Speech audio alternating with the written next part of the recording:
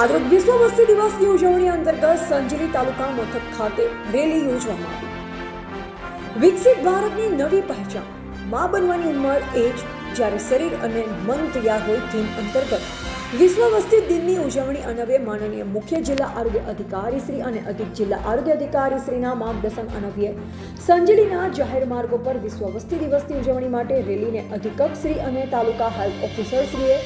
લીલી ઝંડી આપી રેલીનું પ્રસ્થાન સામૂહિક આરોગ્ય કેન્દ્ર સંજેલીથી કરાવ્યું। આ રેલીમાં સંજેલીના જાહેર રસ્તા પર વસ્તી વધારાની સમસ્યાને વસ્તી નિયંત્રણ અંગે મોડા લગ્ન, બાળ લગ્ન અટકાવવા, નાનું કુટુંબ સુખી કુટુંબ, લક્ષિત દંપતીને જરૂરિયાત મુજબ બિનકામી પદ્ધતિ જેવી કે પુરુષો માટે નિરોધ, સ્ત્રીઓ માટે ગર્ભ નિરોધક ગોળીઓ, અંતરા ઇન્જેક્શન, 2 બાળકો વચ્ચે ગાળો રાખવો, પોપર્ટી, 2 કે તેથી વધુ બાળકોવાળા દંપતીમાં પુરુષો માટે કાપા કે ચીરા વગરની નસબંધી, સ્ત્રીઓ માટે લેપ્રોસ્કોપી અને ટાંકાવાળું ઓપરેશન તેમજ કુટુંબ કલ્યાણ પદ્ધતિઓ અપનાવનાર લાભાર્થીઓને મળતા